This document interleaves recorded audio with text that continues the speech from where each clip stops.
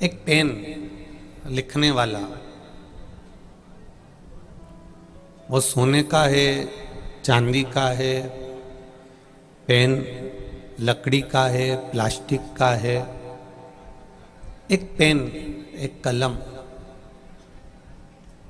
वो 500 की है, 1000 की है, 5000 की है, 10,000 की है, 25,000 की है, 50,000 की है, उससे कोई फर्क नहीं पड़ता। पेन की मूलता ये होती है कि जो कागज पर लिखा गया, पेन 1000 का, लाख का, सोने का, चांदी का, प्लास्टिक का, लकड़ी का, लोहे का, उससे कोई फर्क नहीं पड़ता। पर पेन की मूलता है कि वो जो लिखा है उस अक्षर की मूलता मानी जाती है, जितनी पेन की मूलता नहीं। आपने कितने कीमती कपड़े पहने वो मूल नहीं रखते। आपने कौन सी कंपनी की चीज पहनी उसकी कोई मूलता नहीं। आपने कितने करोड़ों का मकान बनाया, कितने लाखों का मकान बनाया, कितना बड़ा महल बनाया, वो मूल नहीं है। आपने अपने शरीर पर कितना खर्च करा, वो मूल नहीं है।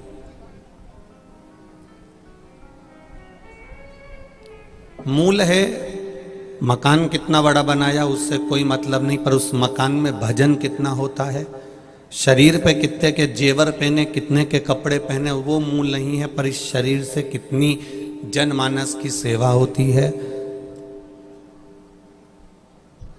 करोड़ों के आपने आभूषण तैयार करे, पर आपकी जिह्वा से, आपकी वाणी से कितना भजन होता है, मूल वो है।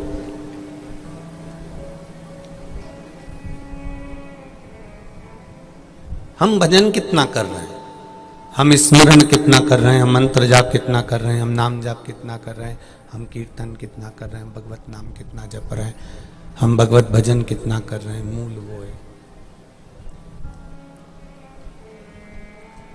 सोने की अटारी में रहने वाला लंका अधिपति रावण सोने के महल में रहता था, खूब राजसी ठाट था, कोई चीज की कमी रावण के यहां नहीं थी।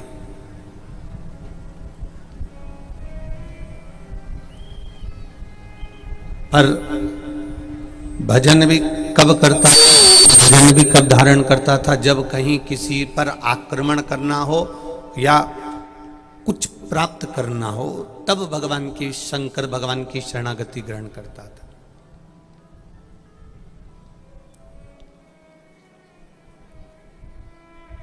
और उससे पहले तो वो शिव को जानता भी नहीं था।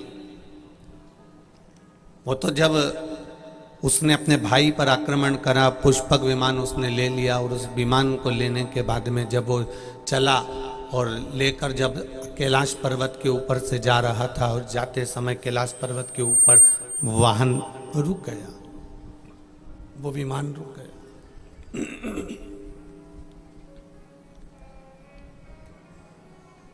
जब कैलाश पर्वत के ऊपर वो विमान रुका, तब रावण नीचे उतरा और उसने पूछा कि विमान आगे क्यों नहीं बढ़ रहा, तो कहा यहां शंकर पार्वती बैठे। शिव पार्वती को उसने हटाना चाहा, हाथ उसका नीचे कैलाश पर्वत में दब गया, निकलता नहीं है, हाथ बाहर नहीं आता। तब उसको ये मालूम पड़ा कि कोई शक्ति जो किसी में नहीं है, कोई ऐसी शक्ति जो कहीं देखने को नहीं मिली, वो शक्ति लंकाधिपति रावण को देवाधिदेव महादेव के कैलाश पर्वत पर देखने को मिली। तब रावण के हृदय में शिव जी के प्रति विश्वास जागृत हो गया।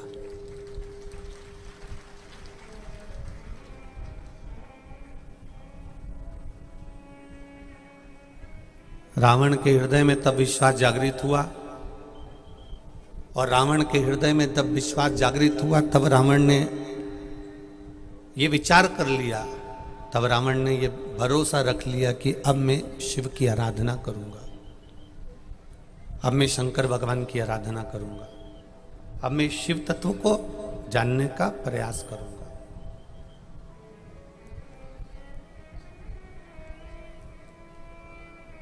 और लंकाधिपति रावण सोने की लंका में रह रहा है। अप्सराएं भी उसके दरवाजे पर नृत्य करती हैं। धन, वैभव, सत्ता, सब कुछ उसके पास में, सब कुछ,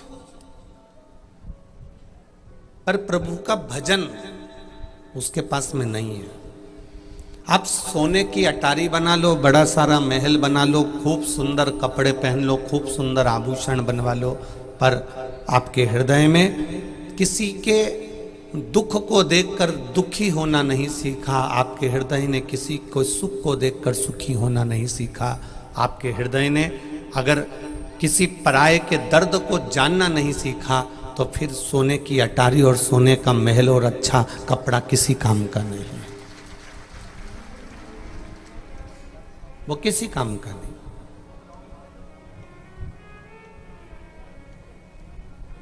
दक्ष प्रजापति की धर्म पत्नी वीरणी, जो नित्य प्रति प्रभु सेवा में लगी रहती थी, भगवान के भजन में लगी रहती थी, वो वीरणी, जिसका एक नाम आसिकनी भी है।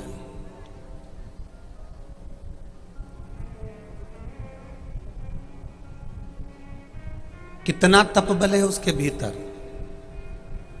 वो कितनी तपबल में लीन रहती है, कितना भजन में लीन रहती है, कितना स्मरण में लीन रहती है। और उसके तपबल के कारण अपने कुछ महीने का गर्भ अपनी बहन कह लो, सखी कह लो, या दक्ष प्रजापति की दूसरी पत्नी है तो सोतन भी कह सकते हो, एक अपनी बहन के गर्भ में फिर वो गर्भ स्थापित कर देना, फिर वो गर्भ दे देना।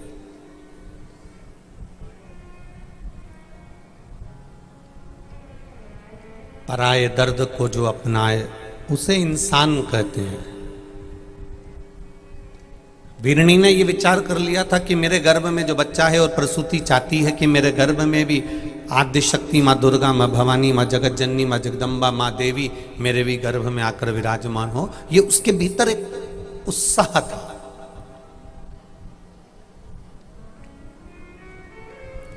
वीरणी, आसकनी, जिसने अपने गर्भ के बच्चे को, जिसको मालूम है ये दुर्गा है, जिसको मालूम है ये शिवा है, जिसको मालूम है ये आद्य शक्ति है, उस आद्य शक्ति को, उस गर्भ में विराजमान संतान को कुछ महीने के गर्भ धारण करने के बाद माता प्रसूति को प्रदान कर देती है। क्योंकि प्रसूति का भी तपबल बड़ा प्रबल है, प्रसूति का भी भजन बड़ा प्रबल है, प्रसूति की भी भक्ति बड़ी प्रबल है, प्रसूति का भी नाम जाप बड़ा प्रबल है।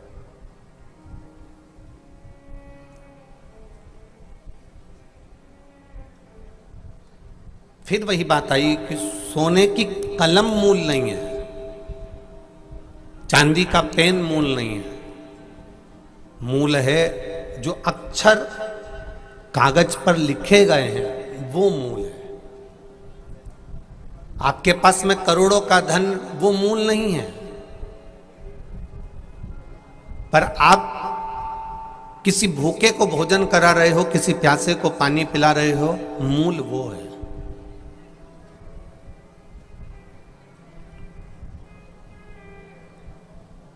कल रात्रि को कई लोगों ने यहाँ की रात्रि की वीडियो सीहोर भेजी। उन वीडियो में, उन क्लिपों में देपालपुर की माताएं छोटी छोटी पन्नियों में कोई बिस्कुट लेकर आई थी, कोई कुरकुरे लेकर आई थी, कोई सामान लेकर आई थी, कोई टॉफ़ी लेकर आई थी, वो बांट रही थी। उनकी वीडियो जब आश्रम पर पहुंची तो देखकर बड़ी प्रसन्नता हुई कि एक छोटे से क्षेत्र में भी दूसरे के समर्पण का भाव देपालपुर में देखने को मिलता है। ये सुख प्राप्त हो।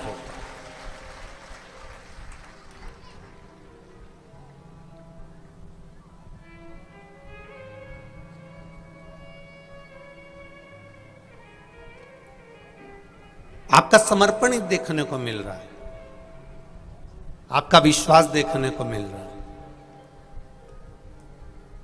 धन, अटारी, संपदा, दौलत, सत्ता, ये आप किसी दूसरे को देने वाले नहीं हो। ये आपके बेटे को मिलेगी, आपकी बेटी को मिलेगी, आपकी बहू को मिलेगी, पोता पोती को मिलेगी, आपके परिवार को मिलेगी, आपके कुटुंब को मिलेगी, आपके रिश्तेदारों को मिलेगी। ये किसी दूसरे को मिलने वाली नहीं है। पर इस अटारी में रहते हुए, अंबानियों में रहते हुए, सोना चांदी में रहते हुए, धन वैभव सत्ता में रहते हुए, आपने अपने हाथों से किसी को जल पिला दिया, अपने हाथों से किसी को एक अन्न का निवाला दे दिया। बस आपके खाते में ये जमीन जायदाद की जो रजिस्ट्री है, ये रजिस्ट्री तो यहीं छूट जाएगी, पर आपने अगर किसी को एक गिलास पानी पिलाया है, ये उसकी रजिस्ट्री में लिखा गया तो ये वहां तक चली जाएगी।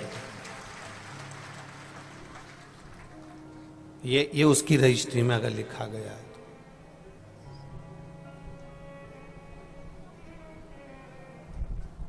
आपका किया गया समर्पण, आपका किया गया भजन, आपका किया गया कीर्तन वीरनी जैसा होना चाहिए, आसकनी जैसा होना चाहिए।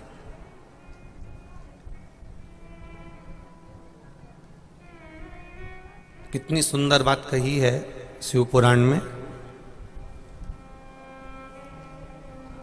मेहमान आए हैं, घर के लोग भोजन करने आए हैं, और बहू पहले ही कटोरे में, कटोरी में, डब्बे में खीर, हलवा, पूड़ी, भजिया, पकोड़ा जो भी बनाया गया है, बहू सबको खिला रही है। और उसको लग रहा है कि अब कम पड़ने वाला है, तो बहू अपने लिए अगर वो निकाल कर रख देती है, और बहू वो अलग से रखा हुआ अगर खा भी लेती है, तो उसको सुख का अनुभव नहीं होता। अगर वो नहीं बचता चल जाता, पर दूसरे को खिलाकर सुख का अनुभव होना चाहिए। कई लोगों की आदत होती है, बनाकर पहले अपने लिए अलग से रख लिया, फिर मेहमानों को खिला दिया, रिश्तेदारों को खिला दिया, नातेदार आए उनको खिला दिया, अपने लिए पहले सेव कर कर रख लिया, अपने लिए पहले कटोरे में, कटोरी में संभाल कर रख लिया। अब सब खा लेंगे और मेरे लिए नहीं बचा, तो शिव महापुराण की कथा कहती है, नहीं बचे उससे बढ़कर कोई सुख नहीं है, जाने दे, तेरे को परमात्मा लाकर खिलाकर जाए।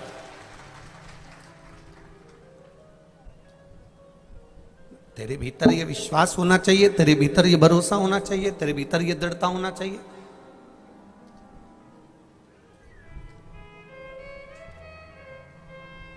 अलग से कटोरी में अगर निकाल कर रख लिया, तो पात्र में, कढ़ैया में, भगोने में बरकत नहीं रहती।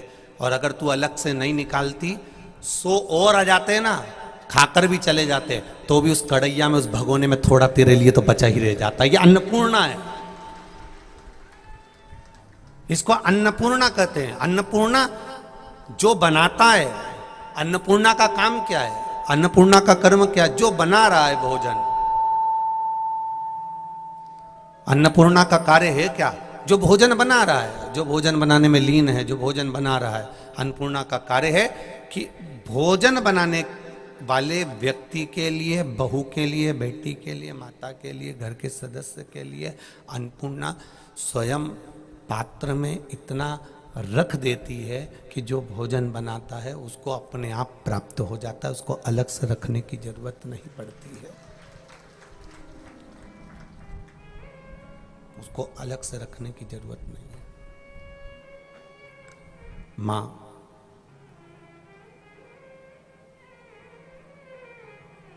घर की जो बुजुर्ग माताएं होती हैं ना, घर की जो बूढ़ी बूढ़ी माताएं होती हैं, बहू कभी कभी उनको देखकर आश्चर्य करती है। बूढ़ी बूढ़ी माओं को आम का रस बनाया इतना सा सास ने, बहू बनाती इतने बड़े भगोने में, सास ने बनाया इतनी सी भगोनी में। अब दोनों में अंतर देखना, बहू ने सब्जी बनाई इतनी बड़ी कढ़ाई में, सास ने सब्जी बनाई इतनी सी कढ़ाई में, दोनों में अंतर देखिएगा। बहू ने रोटी बेल बेल के बना के डब्बा भर दो इतना बड़ा, और सास ने रोटी बनाई इतनी सी, वो भी डब्बे के ऊपर ही रखी है थोड़ी सी। बहू कहती है मां ये तो कम पड़ेगी जो तुमने बनाई है, मैं रोज इतनी रोटी बनाती हूं तो खत्म हो जाती है, इतना बड़ा भगोना भरकर सब्जी बनाती हूं तो खत्म हो जाती है, इतना भगोना भरकर अमरस बनाती हूं तो खत्म हो जाता है, इतना भगोना भरकर खीर बनाती हूं तो खत्म हो जाता है, और तुमने तो इतनी सी भगोनी में बनाया, इतने से पात्र में बनाया, इतना सा सामान बनाया, ये तो 2 मिनट में खत्म हो जाएगा। सास बोली तू तो जाके बस परोसगारी कर, बाकी के मैं सब निपट लूंगी। और सास रसोई घर में भोजन छोटे पात्र में बना रही है, बहू परोसगारी कर रही है, दिल से बहू ने परोसा, दिल से खिलाया, पर सास जो छोटे बर्तन में भोजन बनाई थी वो बर्तन आखिरी तक खाली नहीं हुआ, क्योंकि उसका दिल बड़ा था। उसने अपने लिए नहीं सोचा पहले कि मैं बचेगा कि नहीं बचेगा। रसोई घर में भोजन बनाते समय आपके मन में यह विचार नहीं आना चाहिए कि बचेगा कि नहीं बचेगा। अगर थोड़ा भी बनाया है तो तुम्हारे मन में यह विचार आना चाहिए कि मैंने महादेव के लिए बनाया है। आप थोड़ा भी बनाए हो तो यह विचार आना चाहिए कि अन्नपूर्णा ने बनाया है। अगर इतना सा हलवा भी बनाए, इतना सा सीरा भी बनाए, कभी विचार लगे ना नर्मदा जी के घाट पर जाना, और नर्मदा जी के घाट पे छोटी सी कढ़ाई में लोग हलवा बना लेते हैं, सीरा बना लेते हैं, मीठी थुली बना लेते हैं, इतनी सी बनाते हैं, सबको खिला देते हैं, उसके बाद भी थुली कढ़ाई की कढ़ाई में रह जाती है, क्योंकि उसमें बनाया जाता है तो प्रसाद की मूलता हो जाती है। और प्रसाद जब माँ, घर की बुजुर्ग माँ जब भोजन बनाती है तो ये विचार से बनाती है कि मैं अपने बच्चों के लिए बना रही हूँ। एक माँ अन्नपूर्णा की तरह अपने बच्चों का भरण पोषण करने के लिए बनाती है, और घर की बहू भी भोजन बनाती है, मना नहीं, पर उसके मन में ये आना चाहिए कि ये मैं भोजन जो बना रही हूँ, मैं घर के प्रत्येक भगवान के तुल्य, जो मेरे देवर जेठ सास ससुर पति जो कोई भी घर में विराजमान है, सबको परमात्मा के तुल्य मानकर मैं भोजन बना रही हूं। सास भोजन बनाती है तो गुनगुनाते भोजन बनाती है, बहू भोजन बनाती है तो व्हाट्सएप चलाते चलाते भोजन बनाती है। अंतर रह जाता है।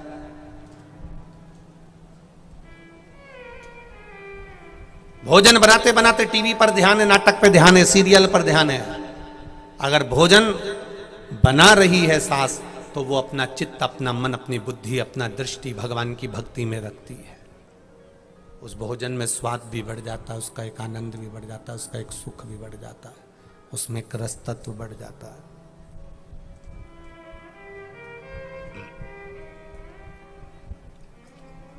कोई भी कार्य करो, जो तुम्हारा मन करे वो करो। एक छोटी सी चाय की दुकान भी खोलकर बैठो, मना नहीं है कि तुम बहुत बड़ा शॉपिंग मॉल बनाइए, जरूरी नहीं है कि बहुत बड़ी दुकान बनाइए। आप छोटा सा दुकान भी खोलकर बैठो, और अपने कर्म पर विश्वास है आपको कि मैंने छोटी सी दुकान डाली और ये बहुत चलेगी, विचार कर डालना कि बहुत चलेगी। जो ये विचार कर डालता है कि चलेगी कि नहीं चलेगी, डाल तो रहा हूं, अब देख लूंगा, चलेगी तो ठीक, नहीं तो फिर थोड़े दिन बाद बदल दूंगा। तुमने पहले से ये विचार कर लिया कि चलेगी कि नहीं चलेगी, तो वो नहीं चलेगी। तुमने ये विचार कर लिया कि मैंने छोटी सी दुकान डाली है, मेहनत करूंगा, दिन रात मेहनत करूंगा, और मेरा विश्वास कहता है मेरे साथ काल अधिपति महाकाल राजा है, तो ये दुकान चलकर मानेगी। ये विश्वास बोल रहा है, ये तुम्हारा भरोसा बोल रहा है, ये तुम्हारी दृढ़ता बोल रही है, ये तुम्हारा विश्वास बोल रहा है। जब तुम्हारा विश्वास बोलता है तो तुम विजय हो जाते हो।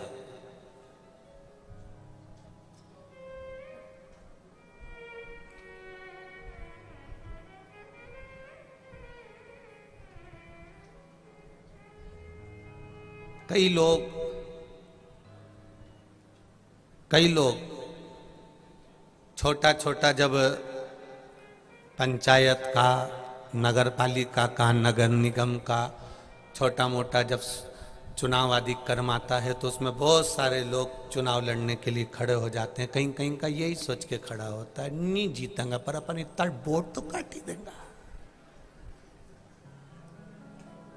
मतलब पहले से ही सोच के बैठा है कि अपन ना जीतेंगे। क्यों सोचना ना जीतेंगे? अगर विश्वास पक्का है, दृढ़ है, भरोसा पक्का है, तो क्यों ना जीतोगे? भरोसे पर कार्य करिए। खूब डराया अर्जुन को, खूब डराया युधिष्ठिर को, खूब डराया भीम को, खूब डराया नकुल को, खूब डराया सहदेव को, खूब डराया। 100 भाई हैं, 100। और तुम गिने चुने, जम के बोलो जरा, 5। वो 100, ये 5। क्या बिगाड़ लोगे तुम उनका? और भगवान कृष्ण ने 13 अक्षौणी सेना दुर्योधन को दे दी, और भगवान कृष्ण ने वचन दिया अर्जुन मैं शस्त्र नहीं उठाऊंगा। तेरे रथ का सारथी भगवान कृष्ण बने। केवल तुम 5, वो 100।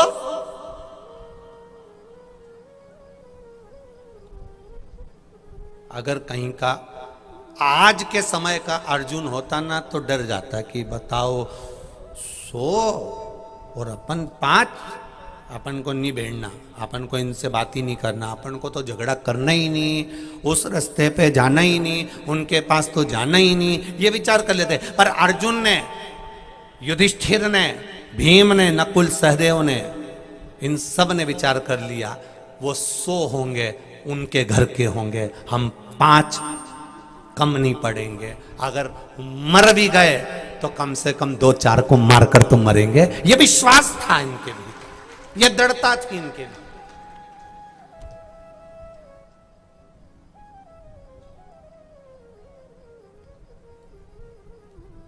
कोई कह दे, एक पत्र आया है देखिए,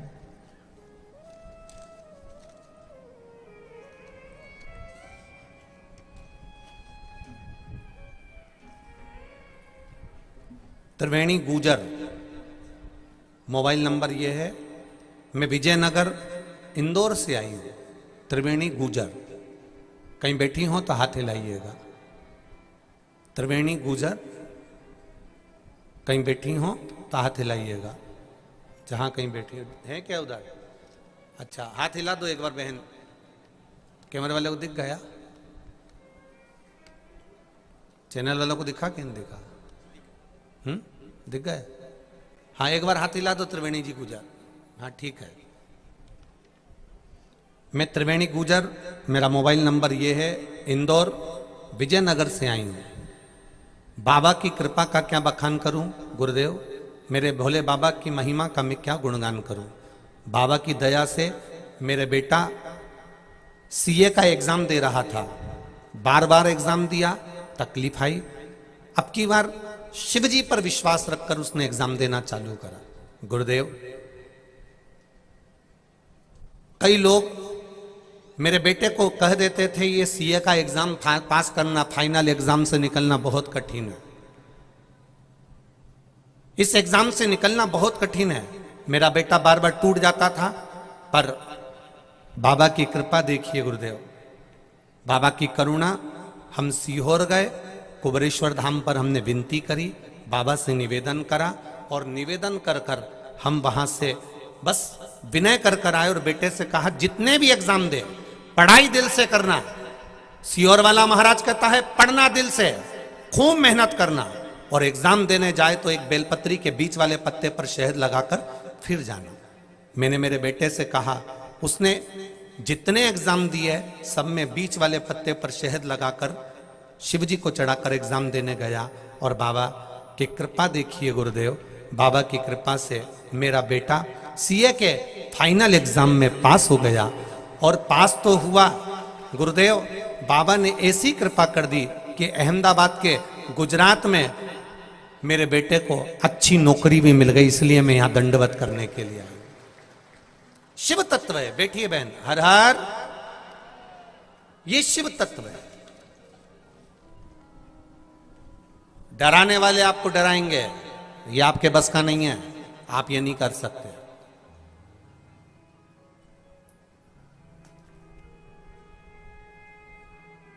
डराने वाले डराएंगे, ये आपके बस का नहीं है, आप नहीं कर सकते। पर विश्वास आपका दृढ़ होना चाहिए।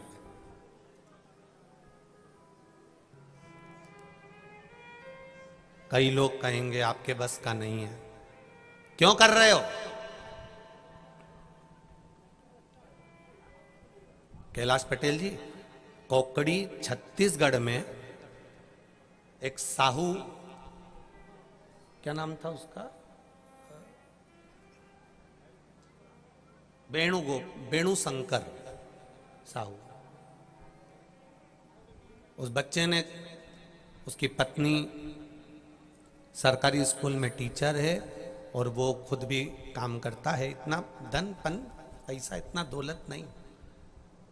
पूरे गांव के लोगों ने कहा देखो कथा बहुत बड़ी होती है और शिव पुराण तो शिव पुराण है, बहुत खर्चा भी होता है और बड़ा बड़ा व्यवस्थाएं करना पड़ती है।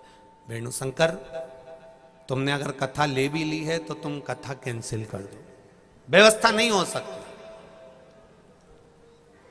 कोंकड़ी का वो बालक वेणुशंकर साहू,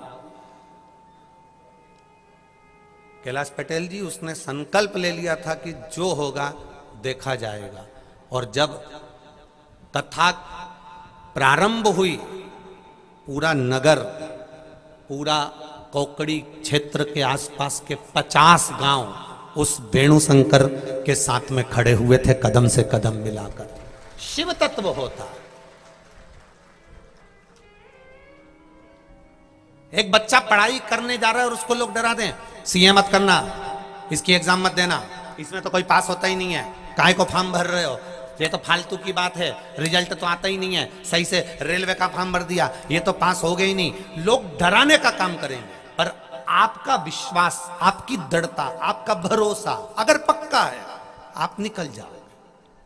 आपकी मेहनत पक्की है, आप निकल जाओ। कई लोग कह देते हैं ये जमीन तो बंजर है, इसमें कहीं नहीं लगे, कहीं नहीं उगे, काहे को टाइम बर्बाद कर रहे हैं, ये जमीन में कुछ नहीं लगेगा, कुछ नहीं लगेगा, कुछ नहीं लगेगा। मेहनत करने वाले ने उसमें संतरा लगा दिया, मौसम्बी लगा दी, मेहनत करने वाले ने उसमें पपीता लगा दिया, मेहनत करने वाले ने उसमें आंवला लगा दिया, कुछ नहीं लगेगा। आंवला तो लगेगा, आंवले का पौधा ही पौधा, चारों तरफ जो बंजर भूमि थी उसमें आंवले का पौधा लगा दिया, इतना आंवले का पौधा लगा दिया कि जितनी तो फसल में कमाई नहीं हो रही थी उतना आंवले में होकर निकल गया। मेहनत करोगे सब मिलेगा, कर्म करोगे सब मिलेगा। और आप अगर मेहनत से छूट गए, मेहनत से वंचित रह गए, मेहनत नहीं करी आपने, तो फिर डराएंगे लोग।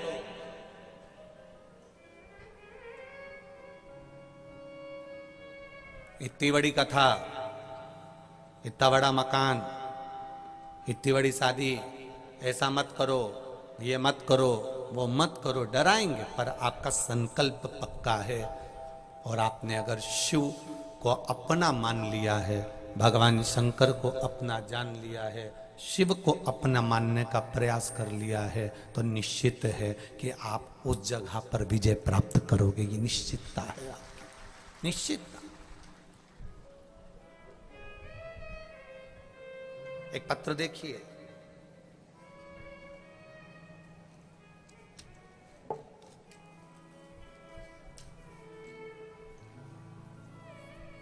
मैं मानाबाई राठौर,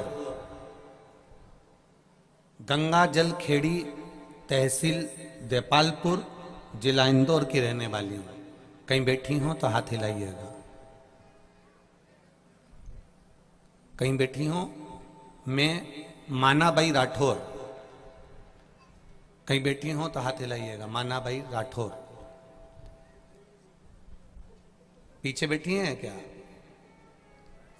इधर है, हाथ हिला दीजिएगा। मानाबाई राठौर जहां कर बैठी हैं। आप हमें दिख तो नहीं रही हैं, पर कैमरे वाले देख लेंगे आपको। आप हाथ हिला दो एक बार, दिख गए? ठीक है। मैं मानाबाई राठौर, मैं गंगा जल खेड़ी, तहसील देपालपुर, जिला इंदौर की रहने वाली हूं। गुरुदेव, मेरी बेटी को संतान नहीं हुई, 20 साल निकल गए, 25 साल निकल गए, 26 साल निकल गए, संतान की प्राप्ति नहीं थी। जिसके यहां उसको दिखाने जाते थे, उसने एक ही बात कहता था कि इसको संतान कभी नहीं होगी। जहां डॉक्टर का इलाज करवाने जाते थे वहां कह देते थे इसको संतान नहीं होगी। दोनों पति पत्नी की जांचें कराई, संतान का सुख इनके भाग्य में नहीं है। जिसको दिखाने जाओ, कुछ भी बताओ, संतान नहीं है। जहां जहां पूछो वहां संतान नहीं है। पर गुरुदेव, बेटी ने एक बार शिव महापुराण की कथा टीवी पर सुन ली, पशुपतिनाथ का व्रत करना प्रारंभ करा और बाबा से विनती करी, बाबा अब तू संभालना। सबने मना कर दिया, पर एक प्रबल विश्वास अपने भीतर जागृत करा और बाबा की कृपा से बेटी का गर्भ ठहर गया और 26 साल के बाद उसके यहां संतान की प्राप्ति हुई। 26 वर्ष के बाद उसके यहां संतान की प्राप्ति हुई। बधाई हो आपको माना भाई राठौर जी, बहुत बहुत साधुवाद। आप नानी बनी हो और 26 साल के बाद बनी हो, ऐसी उमंगता, ऐसी खुशी जिंदगी में कहीं नहीं हो सकती। बैठिए, हर हर महादेव। 26 वर्ष के बाद, अर्थात विश्वास दृढ़ था, भरोसा पक्का था, और जिसने शिव पर भरोसा कर लिया, डॉक्टरों ने कह दिया नहीं होगा, ज्योतिषों ने कह दिया नहीं होगा, किसी ने देखा कह दिया नहीं होगा। जैसे वो राधा कृष्ण मंदिर के पुजारी जी ने पत्र लिखा था कि मैंने जिनसे पूछा सबने कहा तुम्हारे यहाँ पुत्र का योग नहीं, पर वो बैठा है ना योग बनाने वाला। देवताओं का काम है भाग्य लिखना, सारे देवताओं का काम है भाग्य लिखना, पर मेरे महादेव का काम है भाग्य बदलना। वो दूसरा कोई नहीं बदल सकता।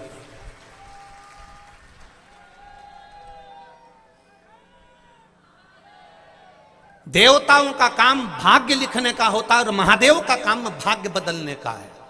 जो डरा रहा है तो सीएम नहीं बन सकता। जो कह रहे हैं 20 साल हो गए, 30-25 साल हो गए, 26 साल हो गए, औलाद नहीं हो सकती, जब आस छूट गई, अब 26 साल में कोई आस लगाओगे कि संतान हो जाएगी? 30 साल में आस लगाओगे कि संतान हो जाएगी? 25 साल में आस लगाओगे संतान हो जाएगी? जब आस छूट गई,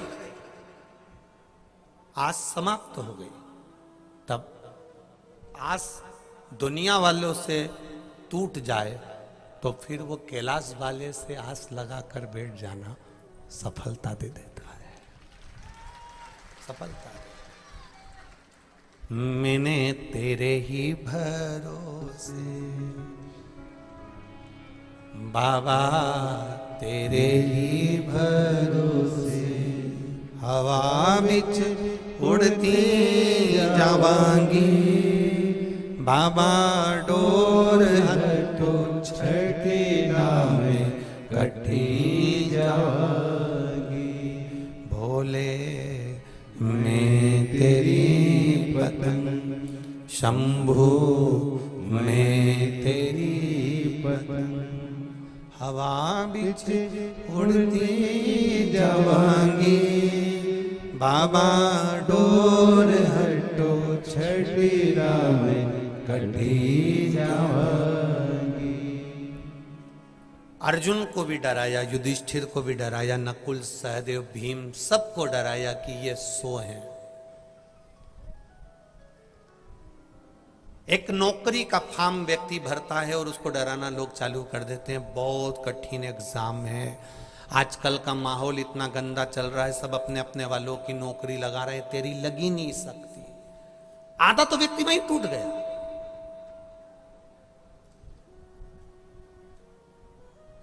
आधा तो व्यक्ति वहीं समाप्त हो गया। राम जी से भी कहा लोगों ने, कहां जा रहे हो? लंका। जानते हो कौन है वो जिसके सामने तुम खड़े हो युद्ध के मैदान में? कौन है वो जिसके लंका के राज्य में सारे नवग्रह बंदी होकर पड़े हुए हैं? एक एक देवता जिनको सलामी देने जाता है, वो लंकाधिपति रावण सरल नहीं है महाराज। जिससे आप युद्ध लड़ने के लिए जा रहे हो। आपको मालूम नहीं है, सोने की लंका है, उसके पास में सोने के पर्णकोटे, सोने की भुजाएं, सोने की कालीन, सोने के कलश, सोने के मंडप, सोने के मकान, सोने की ध्वजा, सब कुछ सोने का है। और राम जी आप नंगे पैर पैदल जा रहे हो। और सेना भी क्या आपके पास में? सेना क्या आपके पास में? रावण के पास सेना है ढेरों, और आपके पास सेना में साथ चलने वाले कौन है? जम के बोलो जरा, कौन है ये सारे बंदर, बानर। राम जी से कहा गया सेना में बानर बानर लेकर जा रहे हो, जरा सोचो उसके पास में कितनी सेना है और तुम्हारे पास में केवल बानर है। राम जी ने कहा बानर ले जाने का भी केवल एक ही कारण है, अगर मैं आज के जमाने के मनुष्यों को लेकर सेना बनाकर जाता, रावण के पास में इतना सारा सोना था, 10-10 तोला सबको दे देते, सारे के सारे रावण के पास चले जाते। इसलिए मैं बंदरों को लेकर जा रहा हूं, उनको सोने से कोई मतलब ही नहीं है। बंदरों को लेकर जा रहा हूं, इन्हें सोने से कोई मतलब नहीं है। अगर आज के जमाने के व्यक्ति को लेकर जाता तो जहां दम वहां हम। आज के व्यक्ति को लेकर जाता तो वो सोना देखते और सोना देखते से रावण की साइड हो जाते। बानरों की सेना चली है और भगवान राम से लोग कह रहे हैं कि सामने जो खड़ा है वो 10 सिर वाला, उसने इतने शीश दान कर दिए, ब्रह्मा भी उसको वर प्रदान कर दिए, इंद्र ने उसको वर प्रदान कर दिया, विष्णु ने उसको वर प्रदान कर दिया, शिव जी ने उनको वर प्रदान कर दिया। जो लंकाधिपति रावण के पास में इतना बल इतना बल इतना बल, और तुम्हारे पास में ले जाने के लिए है क्या रावण के सामने? राम जी ने कहा चिंता मत करो, उसके पास में सबका सबका आशीर्वाद होगा, सबका सब कुछ उसके पास में कुछ ना कुछ उसको मिला होगा। राम जी कहते हैं अगर उसके पास में धन है, अगर उसके पास में वैभव है, अगर उसके पास में सोना है, उसके पास में सत्ता है, उसके पास में नवग्रह हैं, उसके पास में सारे देवता हैं, तो राम जी कहते हैं मेरे पास में मेरा विश्वास है, और विश्वास जिसके पास होता है वो हारता नहीं। जिसके पास में विश्वास होता है वो हारता नहीं है। अगर उसके पास सोना होगा अपनी जगह पर, उसके पास चांदी होगी अपनी जगह पर, उसके पास वैभव होगा अपनी जगह पर, उसके पास दौलत होगा उसकी अपनी जगह पर, उसके पास लंका होगी अपनी जगह पर, उसके पास सुंदर अप्सराएं होंगी अपनी जगह पर, मेरे पास में विश्वास है। और जिसके पास विश्वास, भरोसा, दृढ़ता पक्की होती है वो हारता नहीं। आज सबसे बड़ी अगर कमी हो रही है तो विश्वास में कमी हो रही है।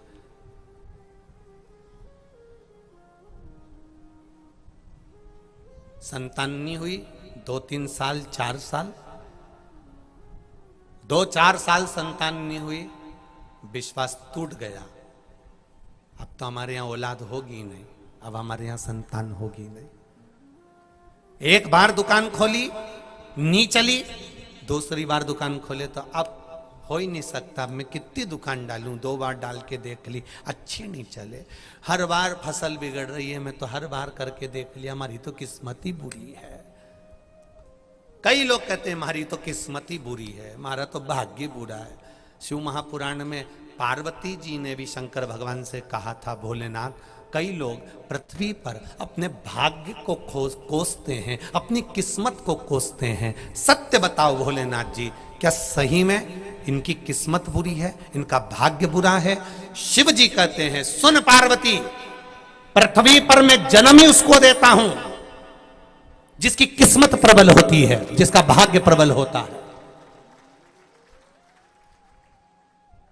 जिसका भाग्य प्रबल नहीं होता, जिसकी किस्मत प्रबल नहीं होती, उसको तो माता के गर्भ में ही वो शांत हो जाता है, उसको जन्म ही नहीं देता मैं, उसको पैदा ही नहीं करता मैं। पृथ्वी पर अगर मैंने जन्म दिया है तो तुम्हारा भाग्य प्रबल है, किस्मत वाले हो तुम जो पृथ्वी पर जन्मे हो। मृत्यु लोक में अगर तुम्हारा जन्म हुआ है तो तुम किस्मत वाले हो, तुम्हारा भाग्य प्रबल है। काय को किस्मत का रोना रोते रहते हो? जब देखो जब भाग्य का रोना रोते रहते हो। हमारा तो भाग्य अच्छा नहीं है, हमारा तो किस्मत अच्छी नहीं, हमारी तो किस्मत अच्छी नहीं, हमारी तो किस्मत अच्छी नहीं। यहाँ जाके दिखाया, वहाँ जाके दिखाया, फिर कहीं पहुँच गए, फिर किसी ने कह दिया ये कर ले, कोई ने कह दिया वो कर ले, सारी दुनिया का धटकर्म करके बैठ गया। जिसके पास जाए ना वो घूमता ही मिले 24 घंटा, कहीं यूं बाल घुमाए, कहीं यूं घुमाए ना, कहीं कुछ के, कहीं दाना उठा के कहते ले कितना दाना आया थारा हाथ में, 10 जा, थारा ही घर का व्यक्ति ने करा। पूरी जिंदगी इसी में निकल गई, 8 साल 10 साल 7 साल इसी में निकल गए। बस इसने करा, इसने धरा, इसी ने टोना मार दिया, इसने ऐसा कर दिया, इसने वैसा कर दिया, सब कुछ करा।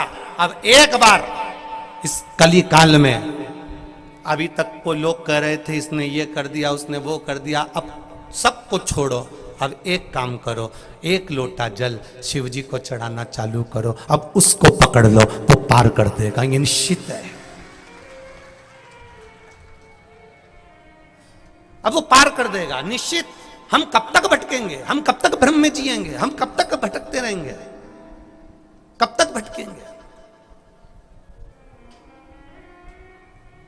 जरा सा किसी के सब्जी वाले के ठेले में से नींबू दरवाजे पर गिर गया तो 3 दिन तक नींद नहीं आई। ना जाने कौन मेरे से जल रिया, ना जाने किसने मेरे दरवाजे पर नींबू पटक दिया।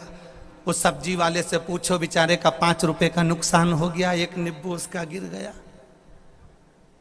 नींद नहीं आ रही, एक नींबू जरा सा गिर गया, ना जाने कितनी कितनी जगह चली गई मैं नींबू के चक्कर में। महाराज जी, गुरु जी, महाराज जी, माता जी, पिताजी, देवता जी, ये देवता जी, ना जाने कौन हमारे नींबू पटक गया। और उनने घूम घूम के कह दिया किसी ने नींबू नहीं पटकाने, थारा घर कही है, थारा घर कही है।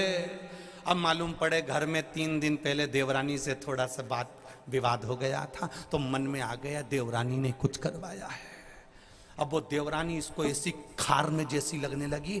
देवरानी इतनी अच्छी थी पर ना जाने किसने इसकी बुद्धि में भर दिया कि इसी ने कुछ करवाया। बस वो बुरी हो गई, इतनी बुरी हो गई, इतनी बुरी हो गई, इतनी बुरी हो गई, क्योंकि मुंडा नहीं देखे लड़े ही जाए, झगड़े ही जाए।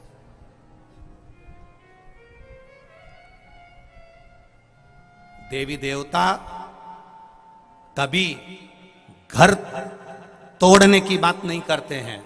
असली देवी देवता होगा तो कभी नहीं कहेगा कि तेरे घर का है। असली देवी देवता कभी घर नहीं तोड़ता, असली देवी देवता तो घर को जोड़ता है, वो देवता कहलाता है। हम भ्रम में जी रहे हैं, हम भटक रहे हैं अपने मार्ग से।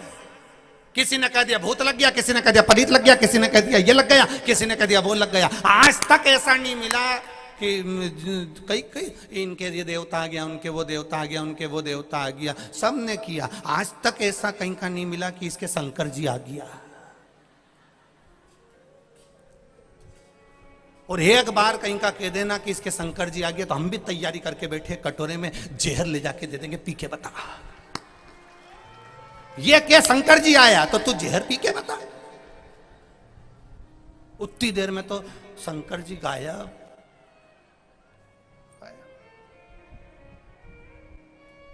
होता है एक पहले जब हम भागवत जी करते थे तो एक जगह कथा करने गए, गांव की बात है। अब गांव में कथा करने गए तो किसी के पितृदेव आ रहा है, किसी के कोई देवता आ रहा है, किसी के कोई देवता आ रहा है। एक अम्मा बैठी थी, अब ना जाने उसको क्या सूत पड़ी और तुरंत उसने बाल माल खोला और यूं घूमती घूमती बोली कौन। हमने भी पूछ लिया माता जी बोलो तुम कौन हो। भागवत।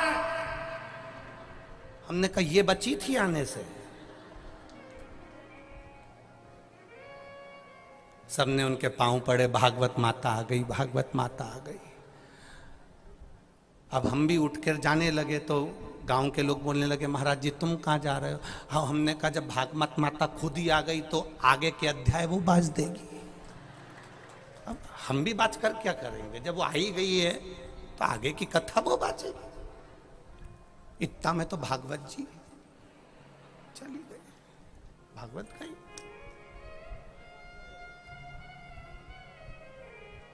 क्यों इधर उधर मत डोलो रे, अब शिव जी के होलो रे। क्यों भटक रहे हैं हम, क्यों भटक रहे? संसार सागर से ना जाने कहां कहां भटक लिए। और सब छोड़कर शिव की शरणागति ग्रहण करो। क्यों? मरोगे तो शंकर जी के पास जाओगे, और जीवित हो शिव के मंदिर तक जाना सीख गए तो मृत्यु होने के बाद प्राण छूटने पर तुम्हें यम बंदी नहीं बनाएगा, शंकर खुद नंदी लेकर तेरे दरवाजे तक आएगा। तुम शिव के हो तो सही, तुम शंकर के हो तो सही, भ्रम में मत जियो, भ्रम में नहीं जीना हमको।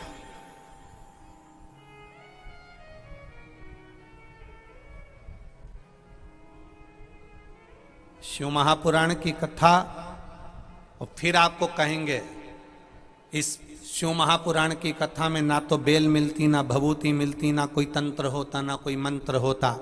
शिव महापुराण की कथा में ना तो कोई मंत्र है, ना तंत्र है, ना भभूति है, ना बेल है, ना कोई विद्या है। शिव महापुराण की कथा तो शंकर का वो चरित्र है जो हमारे भीतर विश्वास पैदा करता है। राम जी की कथा कहती है रावण के पास दुनिया की सत्ता होगी, राम जी कहते हैं मेरे पास में विश्वास है। उसी तरह तुम भी कोई भी काम करना, चाहे एग्जाम देना, दुकान खोलना, चाहे कुछ भी काम करो, बस इतना याद रखना कि मेरे पास में विश्वास है, भरोसा है। और मेरे पास में अगर भरोसा है, मेरे पास में अगर विश्वास है, मेरे पास में अगर दृढ़ता है, तो फिर वो भटकेगा नहीं, फिर वो निश्चित है सुख का अनुभव करेगा।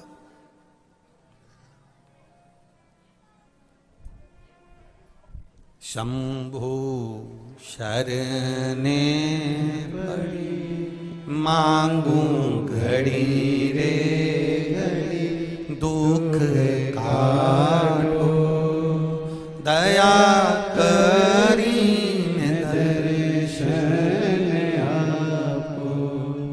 दया करीन दर्शन आपो। दुनिया के लोगों को आपके कपड़े अच्छे लगेंगे, दुनिया के लोगों को आपका स्वरूप अच्छा लगेगा, पर परमात्मा को ना तो आपके कपड़े से मतलब है, ना आपके स्वरूप से मतलब है। परमात्मा को तो केवल आपके मन से, निर्मल मन सो मोहि पावा और मोहि छल छिद्र कपट ना भावा। भगवान को केवल तुम्हारे हृदय से मतलब है, तुम्हारे दिल से मतलब है, तुम्हारे चित्त से मतलब है। भगवान को केवल तुम्हारे भजन से मतलब, बाकी किसी चीज से मतलब। भगवान को मतलब नहीं तुम्हारे पास में कितना वैभव है, कितना सत्ता है, कितनी दौलत, कितनी गाड़ी है। 25 लाख की गाड़ी में भी घूमने वाला एक दिन 25 रुपए के लोटे में भरा कर हरिद्वार पहुंच जाता है। भगवान को मतलब नहीं तुम्हारा वैभव कितना है, भगवान को मतलब नहीं तुम्हारे पास में दौलत कितनी, भगवान को मतलब नहीं तुम्हारे पास सत्ता कितनी। भगवान को मतलब है आपके पास भजन कितना, आपका कीर्तन कितना, आपका स्मरण कितना।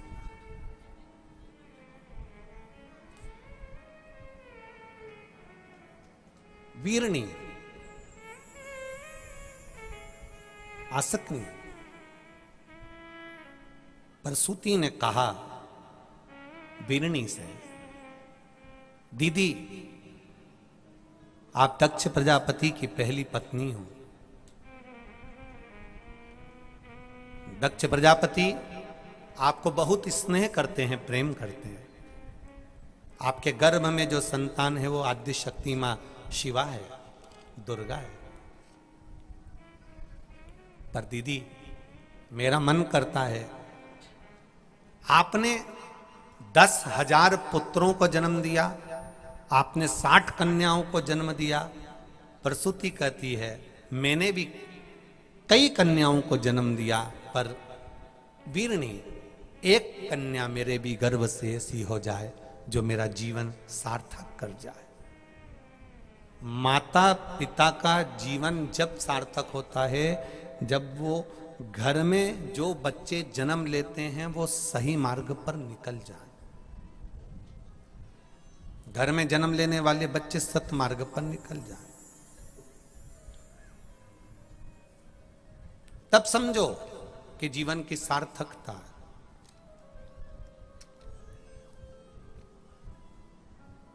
ठीक है, वीरणी ने कहा तुम मेरे साथ चलो प्रसूति, चलो मेरे साथ। एक सुंदर वृक्ष की छांव में, अब शिव पुराण में यह लिखा कि वृक्ष की छांव में बैठे थे, पर मेरा विश्वास कहता है कि वो वृक्ष कोई साधारण नहीं हो।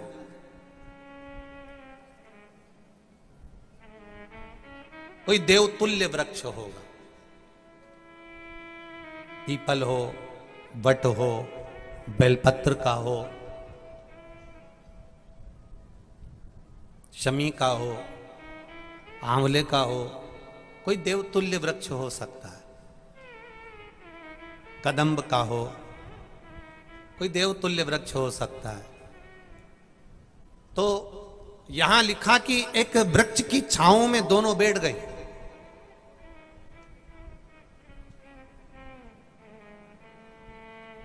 वृक्ष की छांव में दोनों बैठी हैं।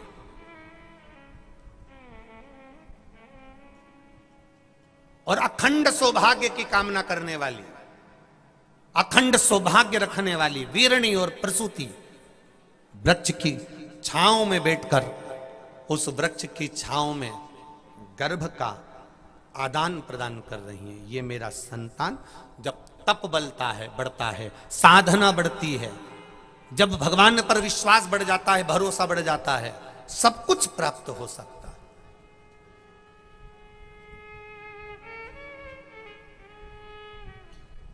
सब कुछ। एक पत्र आया है, देखिए।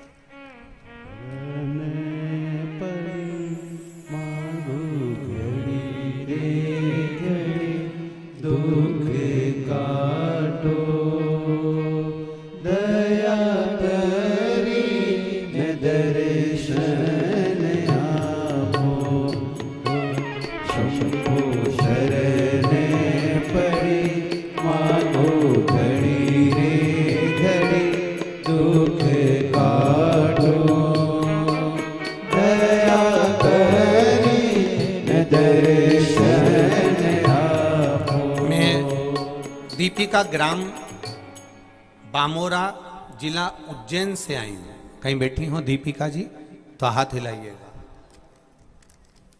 मैं दीपिका ग्राम बामोरा जिला उज्जैन से आई हूं। कहीं बैठी हो तो हाथ हिलाइएगा। कहीं दिख जाए तो हाथ हिलाइएगा। दीपिका जी बामोरा जिला उज्जैन से आई हूं। आपने पत्र में लिखा है, मेरी मम्मी राजूबाई पति कालू सिंह जी को 2 साल से लीवर में सूजन आती थी, जिसके कारण बस पूरे शरीर में सूजन बनी रहती थी। बुखार भी प्रतिदिन आता था, लीवर में सूजन रहती थी। हमने बहुत सारे डॉक्टर को दिखाया पर वो सूजन समाप्त नहीं हुई। सारे डॉक्टरों को दिखाने के बाद भी आराम नहीं लगा। गुरुदेव, उज्जैन में होने वाली 7 दिन की कथा मेरी मम्मी को मैंने सुनने के लिए बोला। फिर हमने 4 दिन कथा सुनी, 5वें दिन की कथा हम नहीं सुन पाए और 6वें दिन मेरी मम्मी को तेज बुखार आ गया। इतना तेज बुखार आया कि उनको वापस हॉस्पिटल में भर्ती करना पड़ा। हॉस्पिटल में भर्ती किया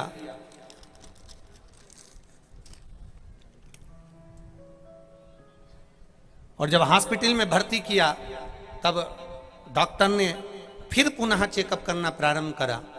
मैंने भोलेनाथ जी से प्रार्थना करी, आपकी कथा सुनी और मम्मी को फिर बुखार आ गया। उनके लीवर में सूजन रहती थी जो हमेशा हो रहा था।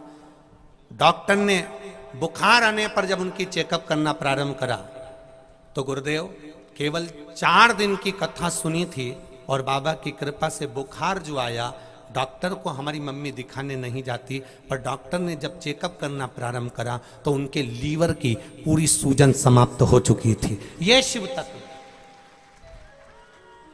यह औघड़ी है।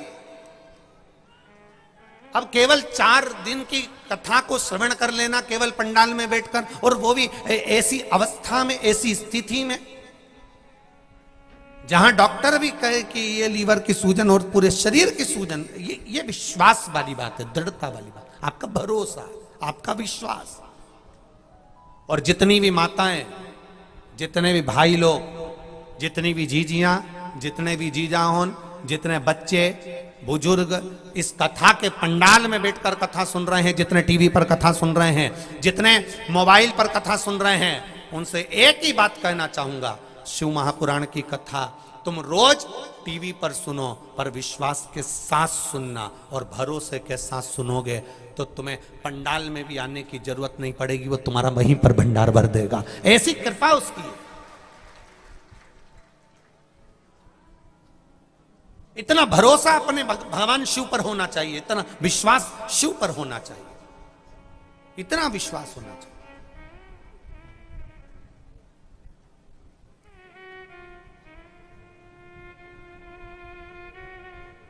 कैलाश पटेल जी ने कथा करवाई, इनका भी विश्वास कम नहीं था शिव जी के प्रति, और इनका जो विश्वास था इतना पक्का था कि कथा करवाना है, चाहे कितना भी कुछ भी हो, सब होता रहेगा, चलता रहेगा। और बाबा देवादिदेव महादेव ने करवाई तो आज 4था दिन हो गया, 3 दिन की कथा और रही, बाबा पार लगा। ये भरोसे पर होता है, विश्वास पर, दृढ़ता पर। और जिसका भरोसा पक्का है, जिसका विश्वास पक्का है, कई माताएं हमको लिखकर भेजती है, गुरुजी ऐसा आशीर्वाद दो कि हमारे यहाँ भी शिव महापुराण की कथा हो जाए।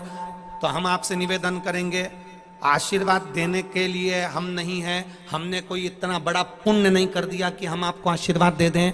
हम तो बस इतना जरूर कहेंगे कि महादेव को 1 लोटा जब जल चढ़ाओ तो उससे दिल से कहना, बाबा ऐसी कृपा करना कि जिंदगी में मैं भी एक बार शिव महापुराण की कथा करवा सकूं।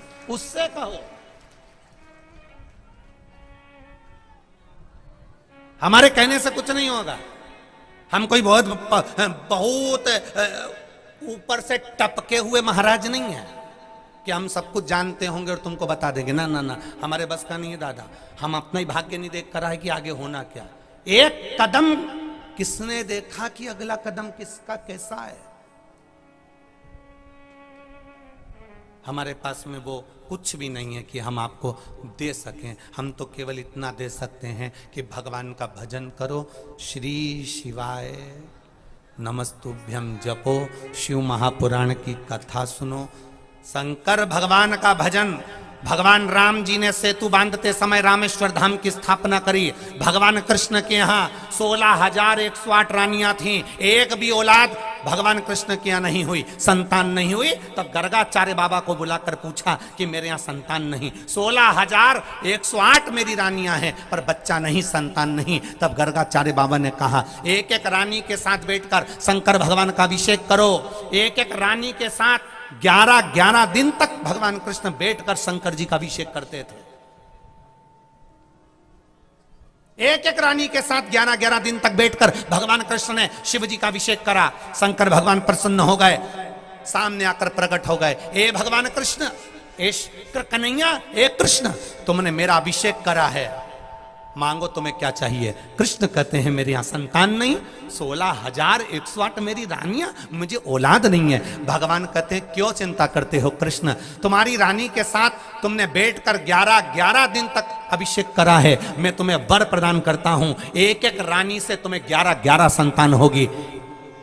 10 छोरा 1 छोरी, 16,108 रानी से 10 छोरा 1 छोरी, 10 छोरा 1 छोरी, 16,108 रानियों से हुए 1,77,186 बच्चे भगवान कृष्ण के हो गए शिव जी की कृपा से।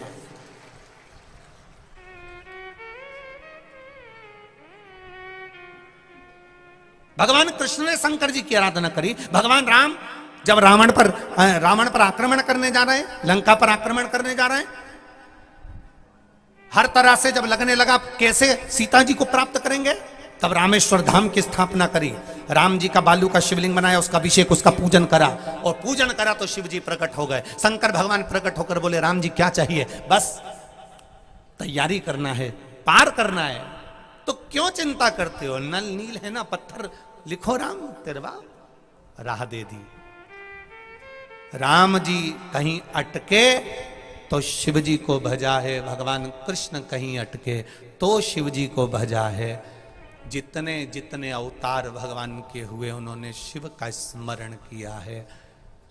और भगवान कह कर जा रहे हैं, भगवान कृष्ण ने पांडवों से कहा था, पूरी पृथ्वी पर शंकर के मंदिर बना दो, पूरी पृथ्वी पर शिव के मंदिर बनाओ। यह भगवान कृष्ण ने पांडवों से कहा था। इसलिए केदार में भी पांडव हैं। भोपाल के पास में चले जाओ, भोजपुर, भीम ने बनाया शिव मंदिर। आसपास के क्षेत्र में तुम घूम कर देखना, जो पुराने शंकर के मंदिर मिलेंगे, आपको लोग बताएंगे ये पांडव कालीन है, ये पांडवों के द्वारा बनाए गए हैं, पांडव कालीन है।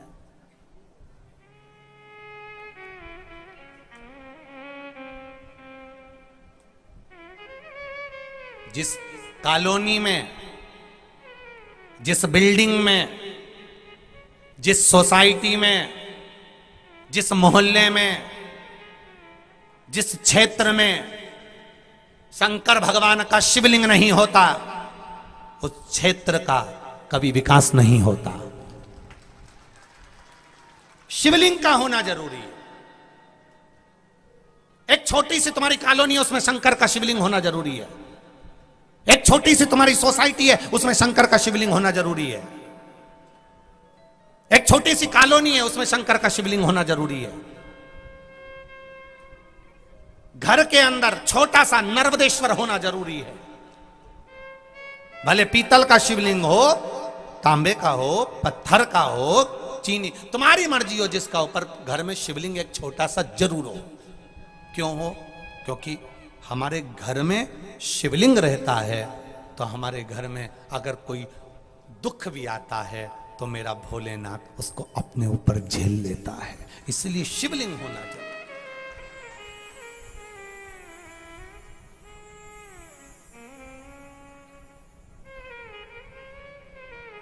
एक छोटा सा, और कई मिलेंगे तुमको, कई लोग आएंगे, कई लोग ऐसे भी हैं जो शंकर जी का आज के समय में, कलयुग में शिव जी को लोग अब रिझाने लगे, तो कई लोगों को शंकर जी भी बुरे लगने लगे। कोई कहेगा शिव जी पे चढ़ा जल मत पीना, कोई कहेगा ऐसा होगा, कोई कहेगा वैसा होएगा।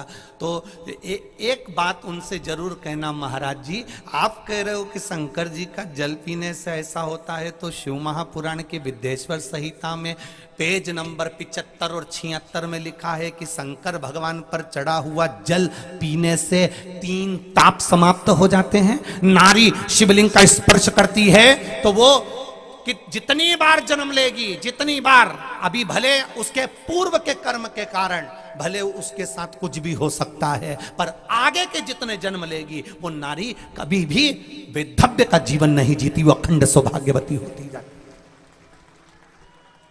ये शिव पुराण कर रही है, शंकर जी की कथा कर रही है। एक पहले आते थे टीवी के ऊपर, सोफे पे बैठकर बोल दिया एक बार उन्होंने, घर में शिवलिंग नहीं होना चाहिए। सब ने, गांव का लोगों ने शिवलिंग को उठाया और लोटा में भरा और नर्मदा जी छोड़ दिया है, पीपल के नीचे छोड़ दिया है, मंदिर में छोड़ दिया है। इन्होंने शंकर जी को घर से बाहर निकाला, शंकर जी ने इनको घर से निकाल दिया, इनको टीवी से गायब। अब और आ गए कुछ, शिव जी पे चढ़ा हुआ जल नहीं पीना चाहिए, शंकर भगवान का पूजन नहीं करना चाहिए, स्त्री को छूना नहीं चाहिए। अरे पुराण तो पढ़ो, यही गीता प्रेस गोरखपुर की शिव महापुराण विद्येश्वर संहिता पेज नंबर 75, 76, 77 निकालो, पढ़ो, उसमें मिलेगा। शिवलिंग का बीच में कई लोगों ने श्री शिवाय नमस्तुभ्यम का भी बहुत विरोध करा। ये मंत्री नहीं है, इसको तो जपना ही नहीं चाहिए, इसको तो ऐसा। पर बाद में फिर शिव पुराण में से निकाल कर जब उसका फोटो खींचकर सबको भेजा, तब लोगों को समझ में आया कि यहाँ पुराण में लिखा है। एक एक चीज इस व्यास पीठ से जो जो बोला जाता है, एक एक, अगर प्रजापति दक्ष प्रजापति की पत्नी का नाम बताया तो इस पुराण से बताया, कोई भी चीज बताएंगे तो किसी ना किसी पुराण में से बताएंगे। बिना पुराण के क्यों बोले हम, क्यों बोला? कौन जानता था तुमरुका जी को? कौन जानता था शंकर जी की बेटी अशोक सुंदरी को? कौन जानता था शंकर जी की बेटी जया विषहरा सामरी मारी दो तली देव को? धीरे धीरे लोगों के विचारों में ये आने लगा कि शंकर जी के मंदिर में जाना है, जल चढ़ाना है, तो ये सब चीजें हमको प्राप्त हो जाती है। शिव का भजन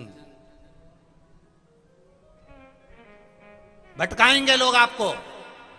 कई लोग आएंगे, अगर शिव जी के ऊपर चढ़ा हुआ जल पी रहे हो ना, तो कई लोगों को खटक रहा है, क्योंकि कई लोगों को तो चाहिए कि इनका बस चरण धो धो के पियो, शंकर जी का जल भले मत पियो। बस इन्हीं को पूछो, महादेव को मत पूछो, कई ऐसे भी मिलेंगे। पर आग लगे बस्ती में, जर जम के बोलो अपन रहे हो मस्ती में, क्या किसको रोइए, चादर तान के सोइए। भगवान की भक्ति में इतने रम जाओ, इतने रम जाओ कि कोई मतलब नहीं। जो जितना जले उसको और खजूर की चोटी बना बना के जा। काय को सोचे हम, ना सोचे, बोले बोलने दो। मीरा जैसा भाव रखो, मैं तो चली वृंदावन राणा, मेरे तो भाग जगे तेरे महलों में आग लगे। हमें क्या करना?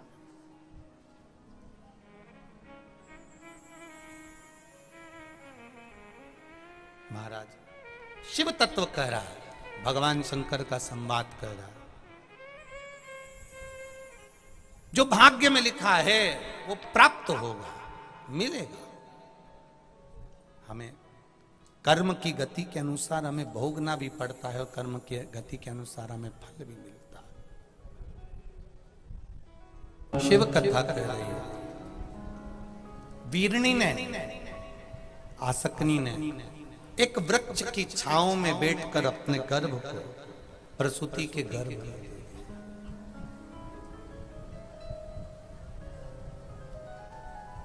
दृढ़ विश्वास, दृढ़ भरोसा, प्रबल विश्वास, प्रबल भरोसा जब होता है तब सब कुछ हो सकता है। सब कुछ।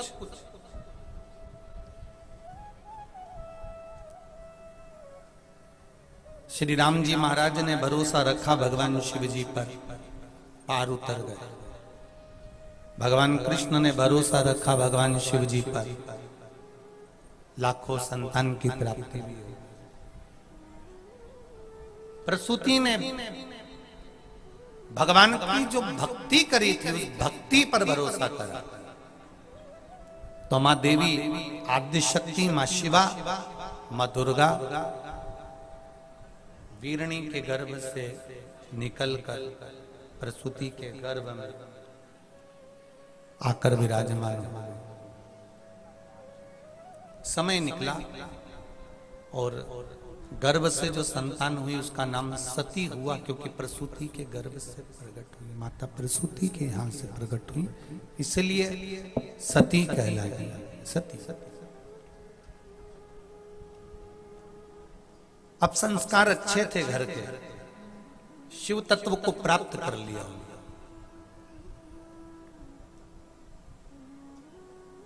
भगवान देवादिदेव महादेव भगवान शंकर को प्राप्त कर लिया।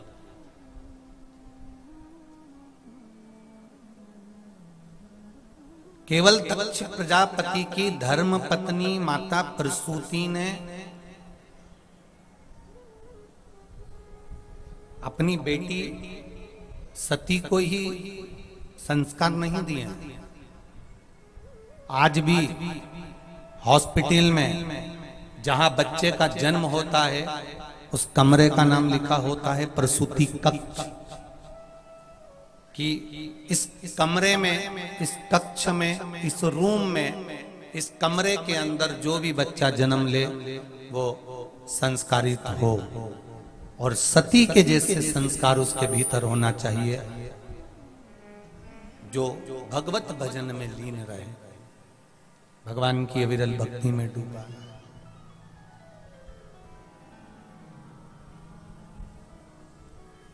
शिव कथा कर रहे हैं, भगवान शंकर का संवाद कर रहा है, भगवान शंकर की कथा कर रही है, भगवान शिव का संवाद वर्णन कर रहा है। एक बार माता प्रसूति के भाई उत्तानपाद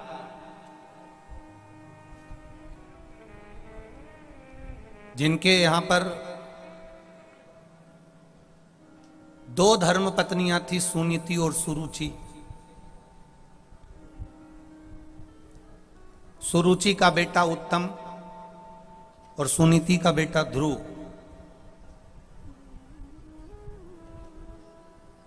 एक दिन ध्रुव जी महाराज ने अपनी माता से पूछ लिया था, मां भगवान की भक्ति कैसे प्राप्त करी जाती है? अब देखिएगा जरा, एक इस कथा से थोड़ा सा अपने जीवन में उतारिएगा, अपने जीवन में थोड़ा सा उतारने का प्रयास करिएगा कि एक भतीजा अगर बुआ के घर पर जा रहा है, एक भतीजा अगर बुआ के यहां पर जा रहा है और बुआ के यहां गया है तो बुआ को कैसा ज्ञान देना चाहिए, वो शिव महापुराण की कथा प्रसूति चरित्र कह रहा है, संवाद कह रहा है।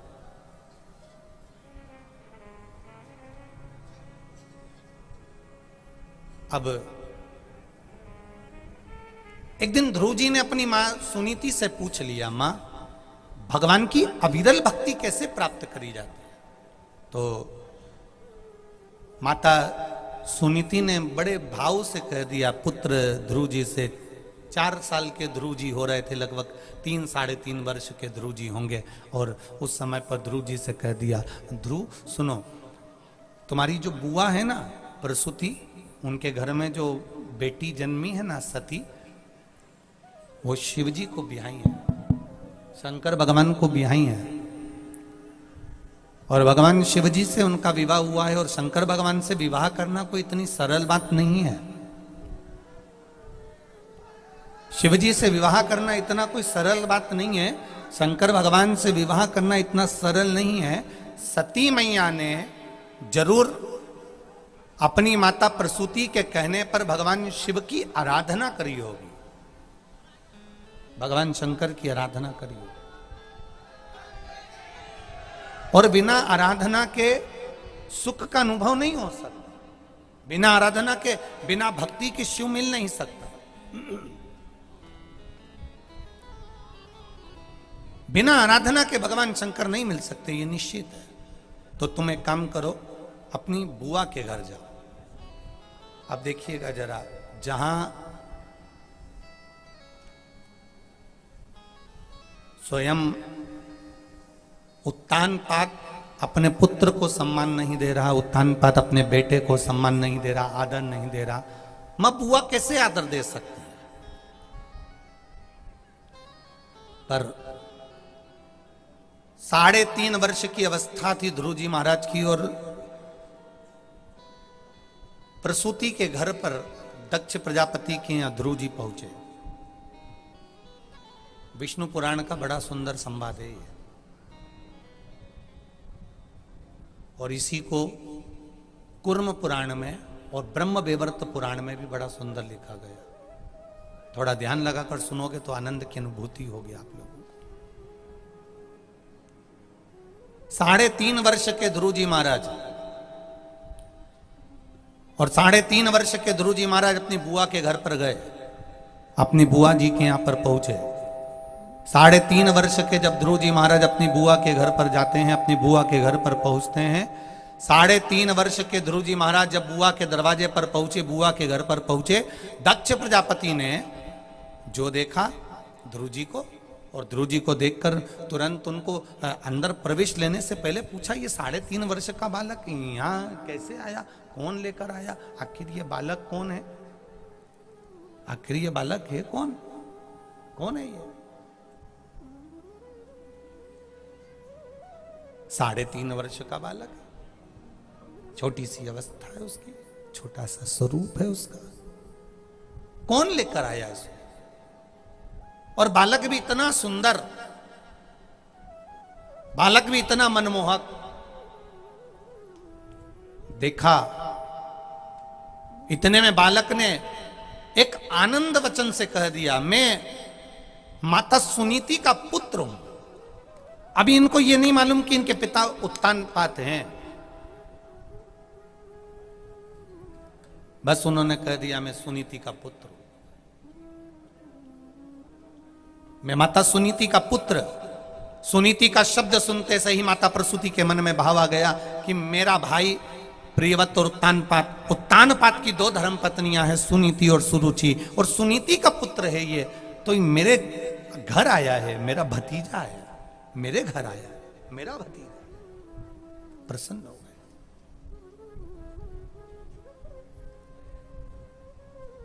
बुआ का मतलब देपालपुर वाले तो अच्छे से जानते होंगे ना? अरे बोलो तो जम के, जानते हो ना? बुआ का मतलब होता है जो दे दुआ, वही होती है बुआ। जो बद्दुआ दे वो कभी बुआ नहीं हो सकती।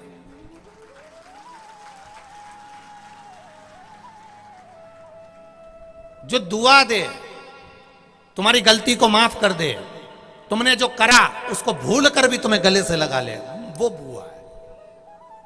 और मालूम पड़े जरा जरा सी बात में मुंह फुला ले, जरा जरा सी बात में भतीजों से बोलना बंद कर दे, जरा जरा सी बात में शब्द का शब्द कह दे, जरा जरा सी बात में ताना दे दे, वो बुआ नहीं हो सकती। शिव महापुराण की कथा कहती है प्रसूति ध्रुव जी की बुआ थी।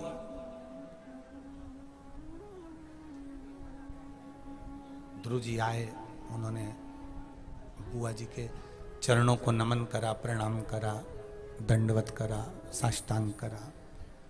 प्रसूति ने पूछ लिया, माता प्रसूति ने पूछा,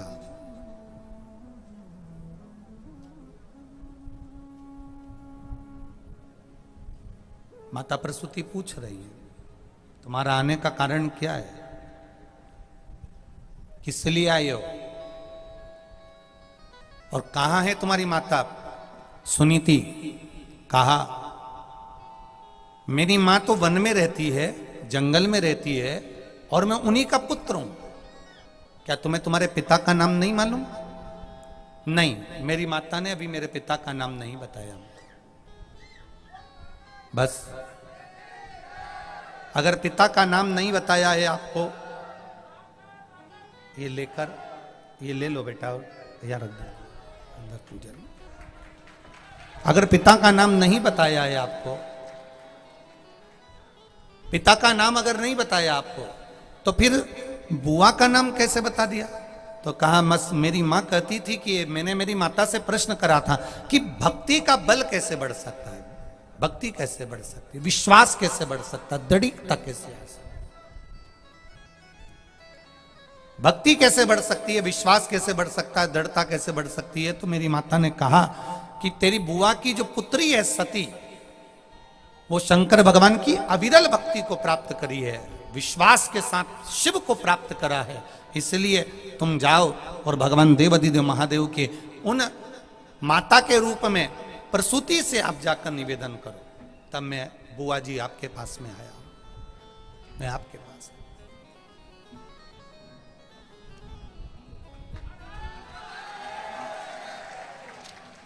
तब मैं आपके पास में आया हूं और आपसे प्रार्थना करने आया, आप मुझे ऐसी भक्ति प्रदान करिए बुआ, मुझे ऐसा विश्वास प्रदान करिए कि जैसे माता सती, जो मेरी बहन कहलाती हैं क्योंकि बुआ की लड़की है, जैसे सती माता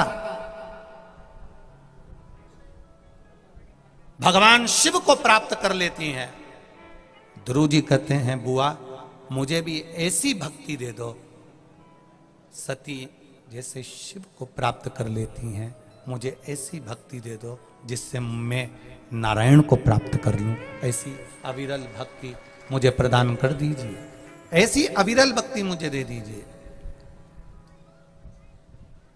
मैं नारायण को प्राप्त कर लूं, मैं भगवान विष्णु को प्राप्त कर लूं, ऐसी अविरल भक्ति मुझे चाहिए। ठीक है,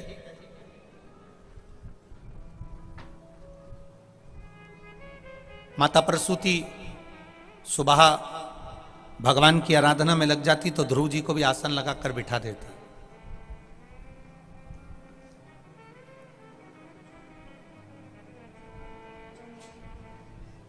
सारी दुनिया का पहला बालक थे ध्रुव जी महाराज, जिन्होंने 4 वर्ष की अवस्था में भगवान विष्णु को प्राप्त कर लिया था। दुनिया के पहले बालक थे, 4 वर्ष की अवस्था में भगवान को प्राप्त करा था ध्रुव जी महाराज ने। आज के बालक में और पूर्व के बालक में, ध्रुव जी महाराज में अंतर बहुत है। आज के छोटे छोटे बच्चों को यहाँ खिलौने की दुकान पर ले जाओ और खिलौने की दुकान पर ले जाकर बच्चों से कहो तेरे को कौन सा खिलौना पसंद आ रहा है, उठा। आज के छोटे छोटे बच्चों को खिलौनों की दुकान पर ले जाकर खड़ा कर दो, वो गुड्डा नहीं लेंगे, गुड़िया नहीं लेंगे, झुंझुना नहीं लेंगे, फिरकी नहीं लेंगे। आज का बच्चा अगर खिलौने की दुकान में से उठाएगा तो केवल बंदूक उठाएगा।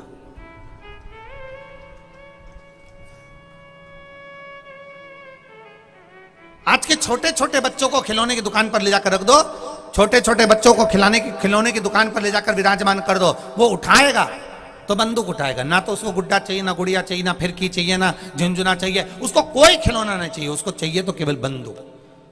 होली आएगी, पिचकारी दिलाने के लिए लेकर जाओ तो उनको अगर कोई पिचकारी चाहिए तो बंदूक वाली पिचकारी चाहिए, उनको हद गोले वाली पिचकारी चाहिए, उनको गन वाली पिचकारी चाहिए। आज के समय के बच्चों को बहुत कम बच्चे ऐसे होते हैं जो कोई पूजन का सामान पसंद करते हैं। पूजन का सामान,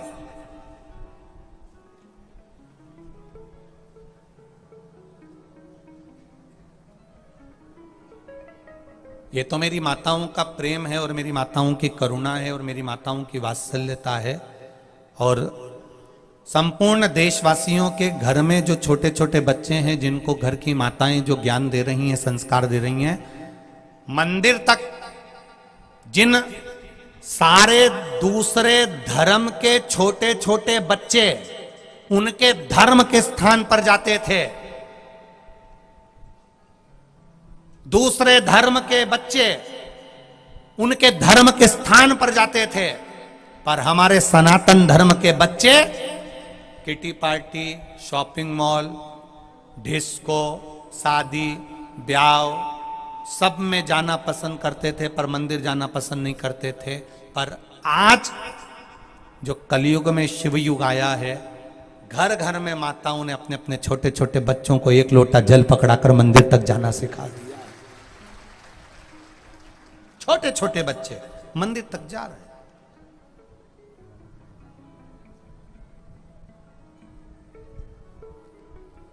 जरूरी है।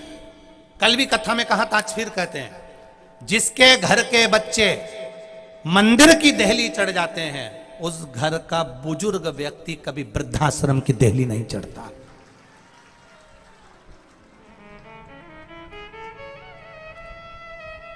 भाई, साबुन में कितनी भी खुशबू आए, खुशबू साबुन की तुम्हारे शरीर का मेल नहीं धोएगी। साबुन के ऊपर का कागज कितना सुंदर हो, कितना भी अच्छा रेपर हो, सुंदर कागज हो, वो कागज तुम्हारा मेल नहीं धोएगा। साबुन की टिकिया कितनी भी सुंदर हो, वो तुम्हारा मेल नहीं धोएगी।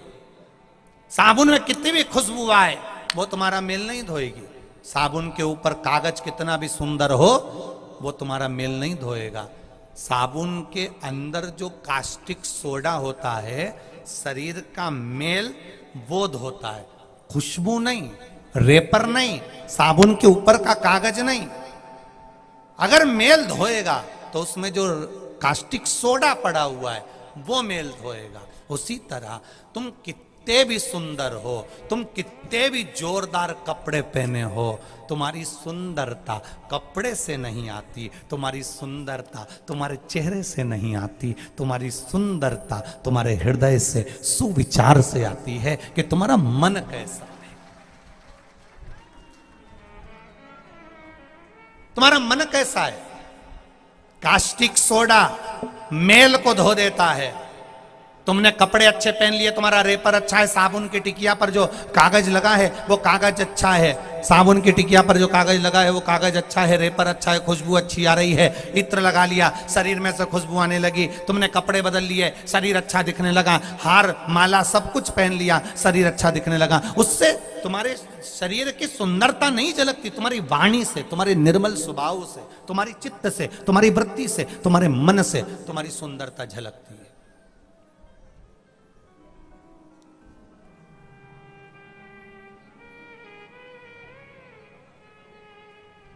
जितना तुम्हारा मन पवित्र होगा, जितना तुम्हारा दिल पवित्र होगा, जितनी तुम्हारी हृदय की शुद्धता होगी, उतनी जल्दी परमात्मा के मिलन में देरी नहीं होगी, उतनी जल्दी भगवान मिल जाएगा, उतनी जल्दी मिलेगा। ध्रुव जी महाराज अपनी बुआ के घर गए और ध्रुव जी महाराज अपनी बुआ के पास में बैठकर, अपनी बुआ के साथ बैठकर भगवान के भजन में लीन है। प्रसूति ध्रुव जी के लिए आसन लगाती है, प्रसूति ध्रुव जी को पंचपात्र देती है, प्रसूति ध्रुव जी के हाथ में माला पकड़ाती है, प्रसूति ध्रुव जी के हाथ में गौमुखी माला दे रही है, प्रसूति अपने छोटे से भतीजे को भगवत भजन करना सिखा रही है। आज के जमाने के छोटे छोटे बच्चे, पहले के समय की माताएं, बच्चों रोता था, छोटा सा बच्चा अगर रोता था तो माँ उसको गोदी में लेकर लोरी गाकर उसको चुप करा देती थी। आज की माताएं लोरी गाना बंद कर दी, मोबाइल चलाकर औलाद को चुप कर देती है।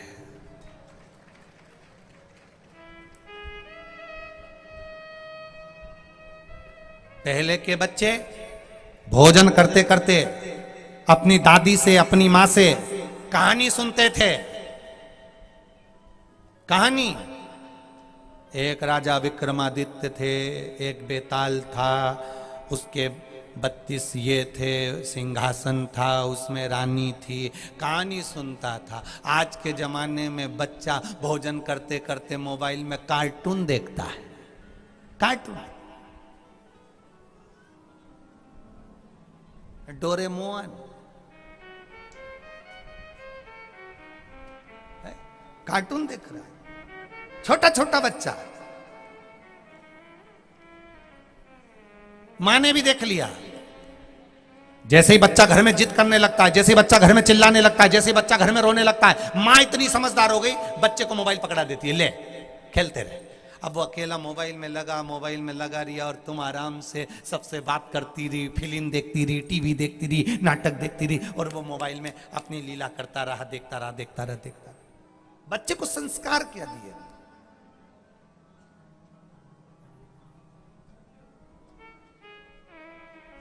दूसरे धर्म के लोग छोटे छोटे बच्चों को अपने धर्म की बातें सिखाते हैं। केवल हमारा सनातन हिंदू धर्म ऐसा है, हम अपने बच्चे से कभी नहीं कहते कि तू मंदिर जा। जब बच्चे से हनुमान चालीसा नहीं पढ़वाते, गायत्री का मंत्र नहीं बुलवाते, जब भी कोई मेहमान आता है और अपने बच्चे से खिलवाते हैं, क्यों उस दिन थारा दादाजी ने कौन सी गाली बकी थी, बक के बता दे जरा। अब इतना छोटा सा बच्चा दादाजी जो गाली बके वो बककर बता रहा है। घर की माओं को चाहिए, मेहमान घर में आए तो तुम्हारे घर के बच्चा मेहमान के सामने जाकर गायत्री का मंत्र बोले, तुम्हारे घर का बच्चा श्री शिवाय नमस्तुभ्यम बोले, तुम्हारे घर का बच्चा भगवान हनुमान चालीसा का पाठ बोले, तुम्हारे घर का बच्चा राम रक्षा स्तोत्र का पाठ बोले, तुम्हारे घर का बच्चा भगवान का नाम लेकर बताए, तो उनको भी लज्जा महसूस होगी। मेरे घर का बच्चा टिंकल टिंकल लिटिल स्टार बोलता है और अपने आप को सुपर स्टार समझता है, और एक छोटे से गांव का बच्चा हनुमान चालीसा पढ़कर अपने आप को गौरवान्वित समझता है। सनातन धर्म की निशानी एक एक छोटे से छोटे बच्चे को मंदिर तक जाना सिखाओ, एक छोटे से छोटा बच्चा भगवान को जल चढ़ाना सीख जाए, एक छोटे से छोटा बच्चा श्री शिवाय नमस्तुभ्यम बोलना सीख जाए। समझ लेना तुमने पृथ्वी पर रहकर पृथ्वी का जो अन्न खाया था, उस अन्न का तुमने कुछ कर दिखाया और अपने सनातन धर्म को तुमने अग्रण्य प्रदान कर दिया। ये सोच ले।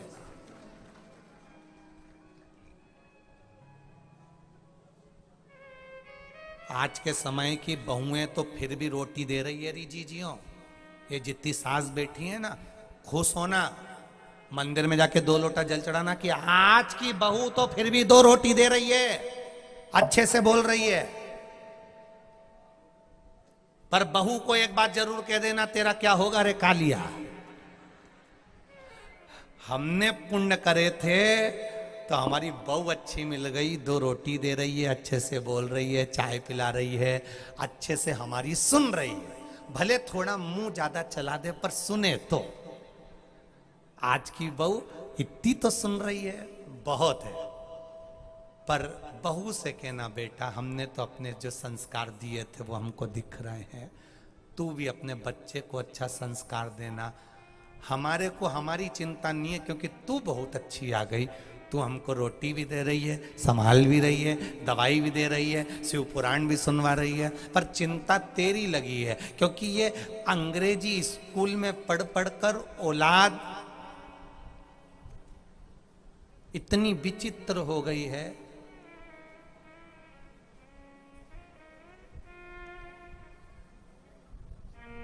घर के फादर को छोड़ दिया है और ना जाने कितने फादरों के चक्कर में पड़ गई है। समझ में नहीं आ रहा है, समझाना इन बच्चों को।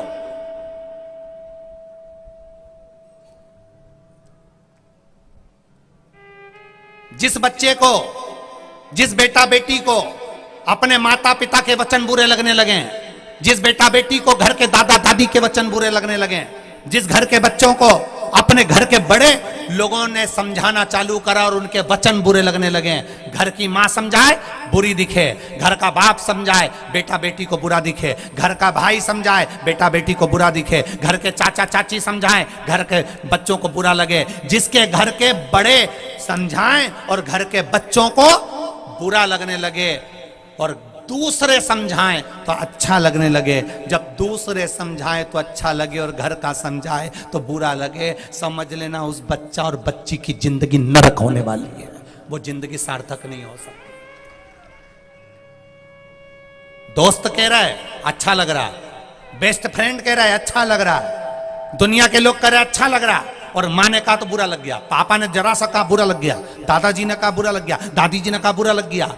जिसको दूसरे के वचन अच्छे लगे और घर के लोगों के वचन बुरे लगे, समझ लेना तुम्हारा बर्बादी का सिरा चालू हो गया। अब तुम बर्बादी के सिरे पर पहुंच रहे हो, क्योंकि तुम्हें घर के लोगों के वचन अच्छे नहीं लग रहे, तुम्हें दूसरे के वचन अच्छे लग रहे हैं, दूसरे के शब्द अच्छे लग रहे हैं। जो सनातन धर्म में जन्म लेता है, सनातन हिंदू धर्म में जन्म लेता है, और सनातन हिंदू धर्म में जन्म लेने के बाद भी दूसरा धर्म जिसको अच्छा लगने लगता है, समझ लेना तुम्हारी बर्बादी का सिरा तुमने चालू कर लिया। अब तुम बर्बाद होकर रहोगे निश्चितता। तुम्हें अपना धर्म अच्छा नहीं लग रहा, तुम्हें सनातन धर्म अच्छा नहीं लग रहा, तुम्हें रामकृष्ण अच्छे नहीं लग रहा है, तुम्हें शिव अच्छे नहीं लग रहा है, और तुम दूसरे धर्म की तारीफ कर रहे हो। छोड़ दो राम जी को, छोड़ दो कृष्ण जी को, छोड़ दो शंकर जी को, छोड़ दो भगवान को पूजन करना छोड़ दो, भजन करना छोड़ दो।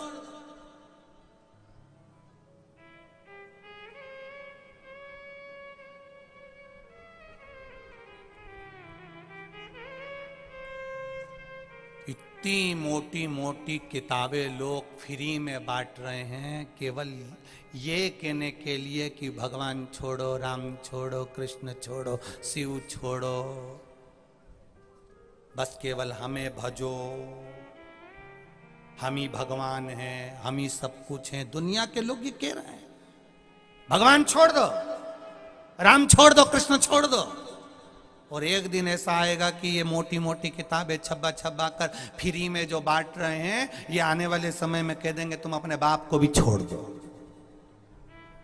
तुम्हारा बाप भी यही है, पिता भी यही है। कितना आडंबर फैला के रखा है लोगों ने, कितना आडंबर। किस लक्ष्य की ओर जा रहे हैं? ध्रुव जी महाराज अपनी बुआ के पास में बैठे, बुआ ने आसन लगाया। मेरा दादियों से निवेदन है, घर के पोता पोती को जल चढ़ाना सिखाओ, आसन लगाकर बिठाना सिखाओ 5 मिनट। बहू कहेगी स्कूल में देरी हो रही है, कोई बात नहीं बेटा, 5 मिनट पहले उठाओ बच्चों को, स्कूल जाने से पहले उनको जल चढ़ाने भेजो।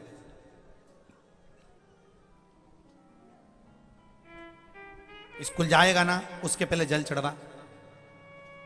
मंदिर नहीं जा सकता तो सूर्य नारायण को जल चढ़ा, सिखाओ उसको। छोटे छोटे बच्चे मुख से बोलें श्री शिवाय, जम के बोलो जरा, श्री शिवाय नमस्तुभ्यम। कितने बच्चे बैठे हैं कथा में? जितने बच्चे बैठे सब खड़े हो जाओ, जितने बच्चे बैठे।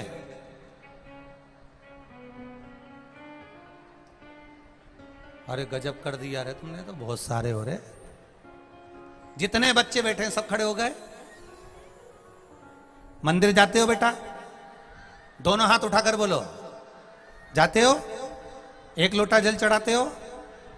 मंत्र आता है बोलना? श्री शिवाय नमस्तुभ्यम बोलना जानते हो? सब बोलो, श्री शिवाय नमस्तुभ्यम। जम के बोलो जरा, वापिस बोलो चिल्ला के। बहुत बढ़िया, बैठ जाओ, गुड बॉय, बैठ जाओ, बैठ जाओ। बहुत सुंदर होना चाहिए, ये संस्कार हमारे जीवन के होना चाहिए।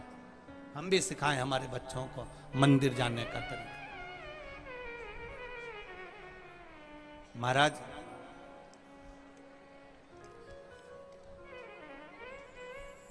थोड़ा थोड़ा अगर हम बदलेंगे तो हमारा जीवन अपने आप बदलता चले जाएगा। हमने उज्जैन की कथा में व्यासपीठ से एक निवेदन करा था कि सारी भारत की भूमि पर जितनी नदी, जितने तालाब, जितने कुएं हैं, जितनी बावड़ियां हैं, इनको शुद्ध रखा जाए।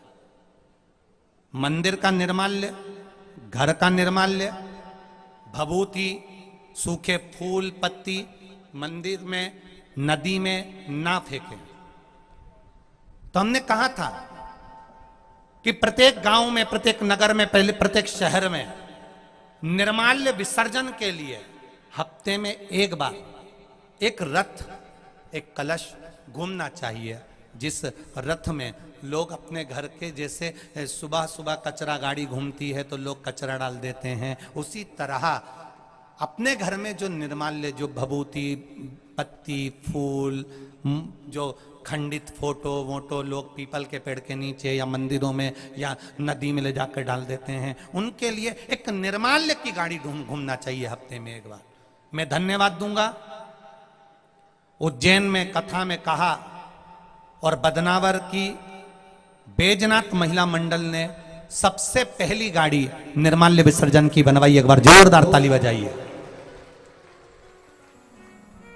बैजनाथ महिला मंडल ने निर्माल्य विसर्जन के लिए एक गाड़ी तैयार करी और जो रविवार बैजनाथ महिला मंडल की ओर से बदनावर क्षेत्र में आसपास में और बदनावर क्षेत्र के आसपास में वो रविवार तुम्हारे घर में जो भगवान को फूल चढ़ाए, पत्ती चढ़ाई, धूप लगाई, बत्ती लगाई, कंडा जलाया, जो भी तुमने करा वो नदी में मत फेंक कर तुम उनकी गाड़ी में रविवार डाल देंगे।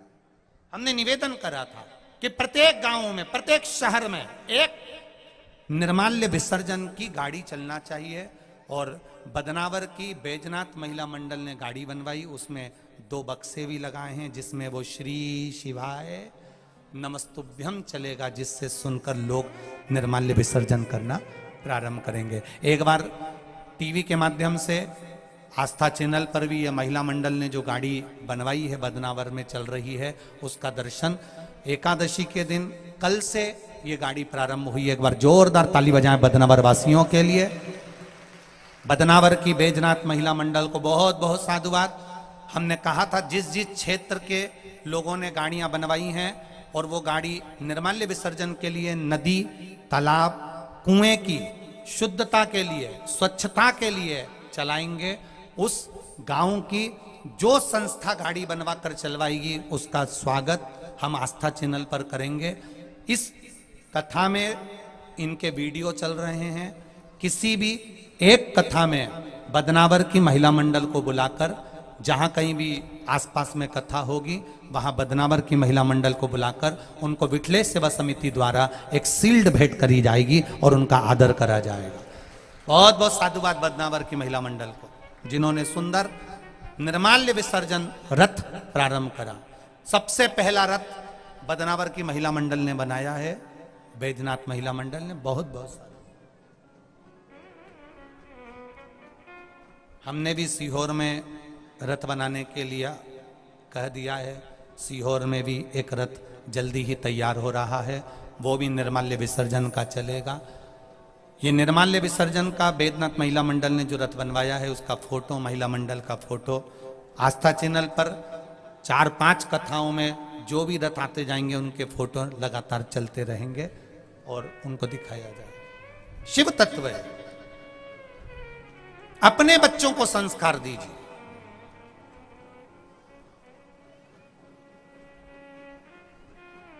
अपने बच्चों को आदर करना सिखाइए। ध्रुव जी महाराज को माता बुआ ने, प्रसूति ने अपने पास में आसन लगाकर बिठाया, आसन लगाकर बिठाकर उसको सिखाया भजन कैसे करना, स्तुति कैसे करना।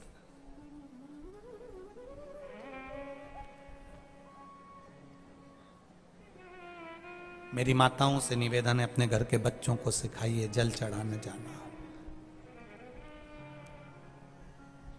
छोटे छोटे बच्चे मंदिर में जाकर जल चढ़ाते हैं, जल थोड़ा ढोल देते हैं, जल थोड़ा इधर उधर पटक देते हैं। मेरा मंदिरों के पंडित जियों से, ब्राह्मण देवता से, भू देवता से, पुजारियों से करबद्ध इस व्यासपीठ से निवेदन है, अगर बच्चे थोड़ा बहुत जल जमीन पर गिरा भी दें, आप बुरा मत मानना, क्योंकि ये बच्चे आज अगर जल